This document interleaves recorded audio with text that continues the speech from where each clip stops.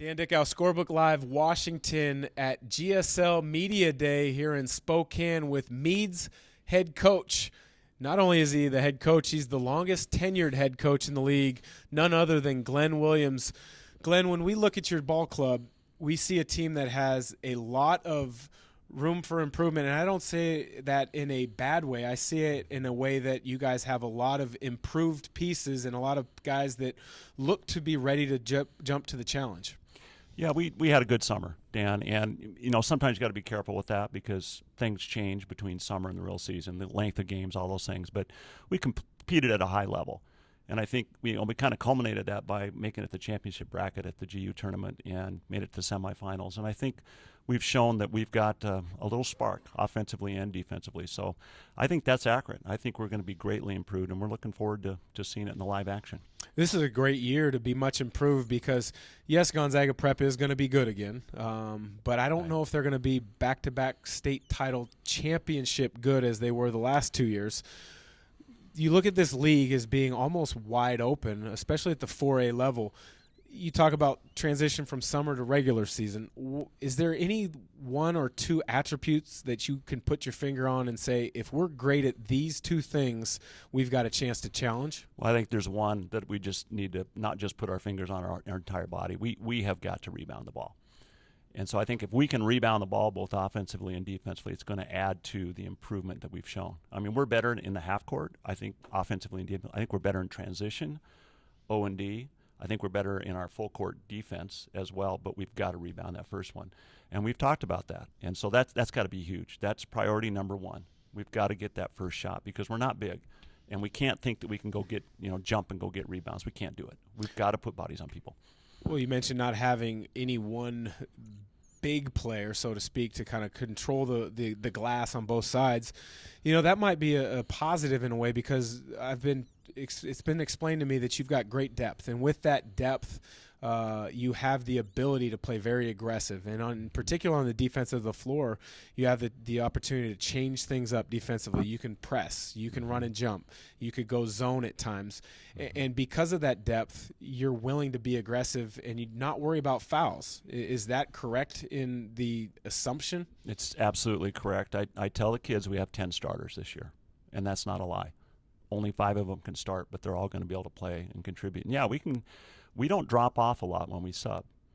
And, I'd go back to the other thing, too, about the league being wide open. I think that's true, but don't forget, we still have 2 D1 kids coming back at 2 prominent schools, both at, of course, Mount Spokane with Tyson Degenhart there, and, of course, Liam Lloyd. I mean, he's already been offered, too. So to say that we're dropping, I think it's true, but I still think the GSL is going to be tough, and it's going to be tough to win games. But, yes, we have that depth.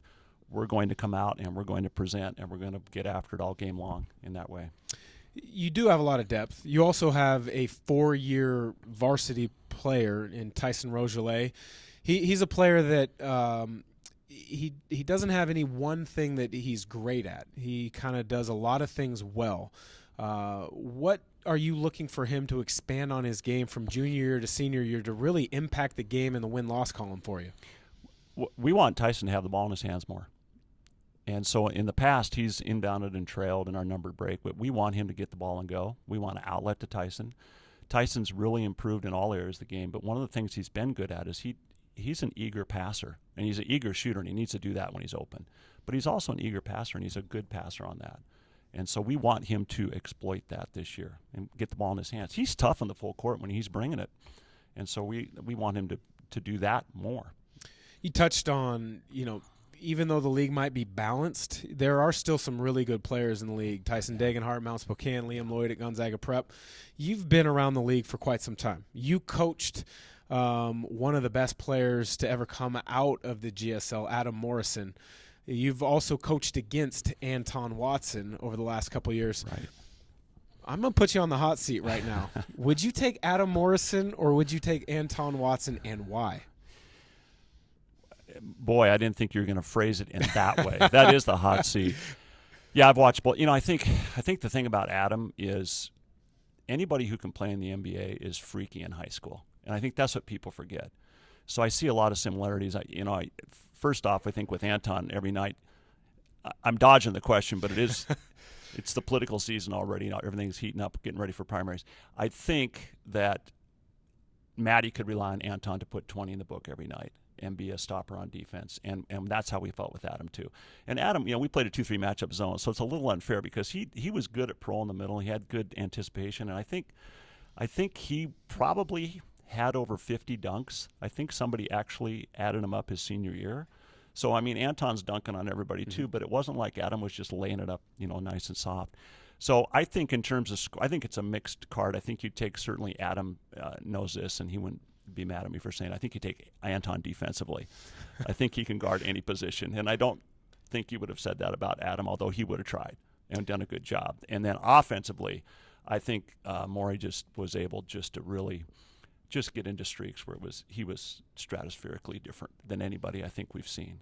And Anton had that ability to take over a game too, but Adam would just put up strings of points that just you'd just be shaking your head. How did he make that shot? Sure, that's a fair answer. I can see it was a dodge. Yeah, it was a dodge, but there's strength in both of the answers in each way, so that was great.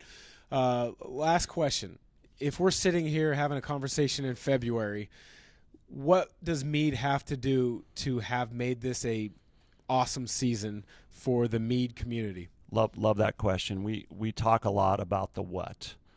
Here's what we're going to do. And you've mentioned that already. Schematically, we've changed a lot. So the what is different. The how is really important. How we go about doing those things. And we've instituted a character code. We're trying to enhance and emphasize the importance of character in all aspects. So, it applies to everything, coaches and players. So if we say we run on the floor, that's one of our mottos there, part of our characters. We run all the time. That means we run to huddles, we run out of huddles.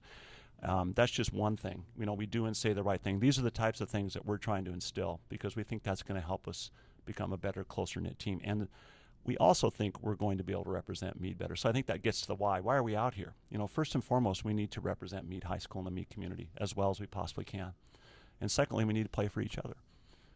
And I told the kids that during the summer. I said that we played a really good game, played a tough team really tight, and here's the best thing. The guys that were not in the game at the end of the game were just as involved, and we're celebrating for their teammates. And if we can do that, I think we've had a successful season.